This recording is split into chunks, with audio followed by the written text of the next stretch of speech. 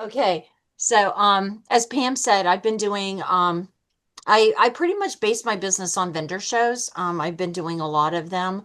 And so, what I want to talk about is, how these shows can change, your business as well, like it has mine here lately.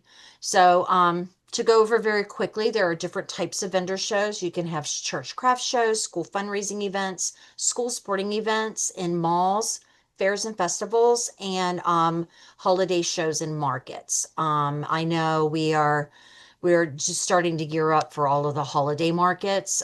So the way I find mine is that I join Facebook groups that are for vendors and craft shows in the areas that I want to be in. I personally live in West Virginia. And what we did when we sat down to decide this was we put ourselves on a limit on how far away from home we want to be. Sometimes we stretch it a little bit, so it just depends. But we generally have a 3 hour radius that it takes no more than 3 hours to get to the show. I love multi-day shows. They're one of my favorite because you can really get into the community and meet everybody that way. So definitely check out your Facebook in your area. All you have to do is just do a search and say craft and vendor shows. You do have to be careful with Tupperware because some craft shows do not let direct sales in. But Pam in the past has trained, and some of the other ladies have trained on how to turn your Tupperware into crafts. And I'm sure we'll get into that. So these are just some of the ideas. Ask around in your community. Um, for me, I'm a visual person, as most women are. We are very visual people. So if we see it and we like it, we're going to approach it. So this is just some of examples of one of the shows that I do. This is a multi-day show that is outdoors. So you can see me in my 10 by 10. The way that I set mine up is I set mine up in groups. So all of the microwave stuff gets put together, all of the storage gets put together. And then I don't have it on this screen, but on another screen, you'll see how I have another area set up with kids and all of that so that as they're walking by, that's one of the first things they see. If you're doing indoor shows, I always try to stack high. Some people go by color.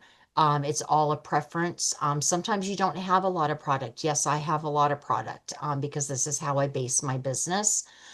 So if you don't have a lot of product, it doesn't matter. Take what you have, show what you have, and talk about it. You know, as people are coming by, you're gonna grab their attention. This was an example of knowing my audience. I was actually at a gym. We had set up on an outside of a gym.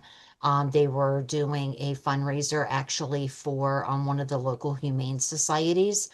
So on, I had stuff on the inside, but on the outside, because we were at a gym, I put out all of our water bottles and all of our big teas to get their attention because most of the people there were there because of the gym, not to go to the gym, but because they were in the gym. They were members of that gym. And so probably 75% of that audience were gym people. So know your audience. If you're in a school, you know, you're going to be selling to parents, mothers, grandmothers, grandparents. So bring stuff that will relate to them if you have that ability. Um, silly picture.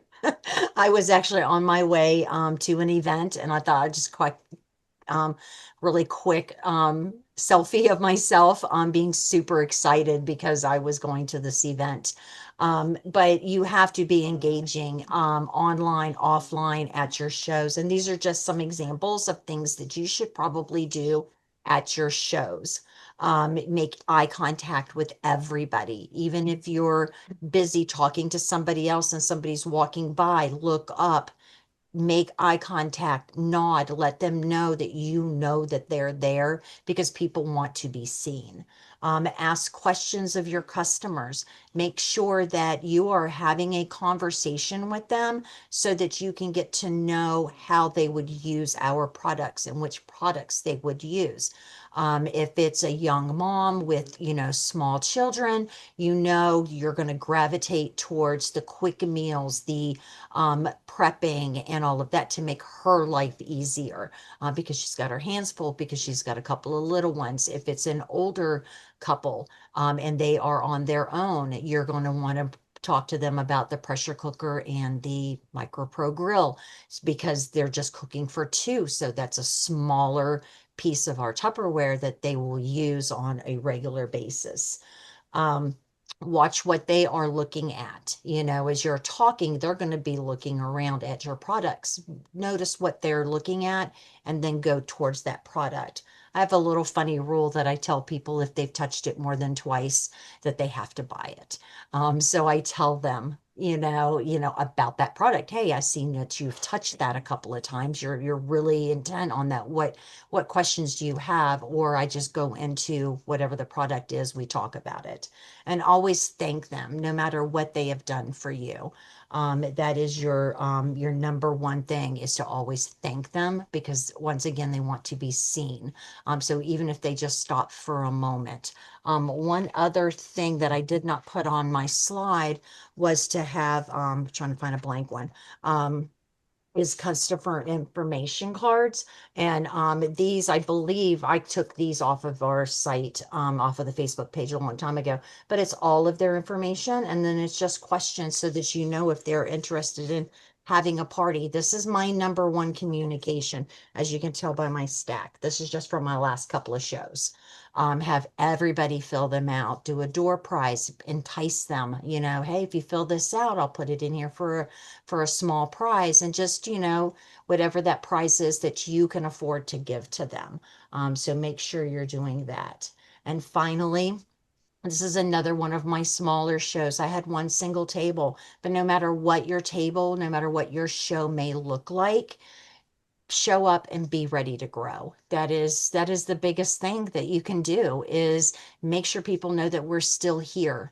We haven't gone anywhere. No matter what the news may say, no matter what the past was, we are here today, and we're here to do whatever we need to do to make sure that our customers are ready to go, going into the holiday season, going into the new year, and improving their future.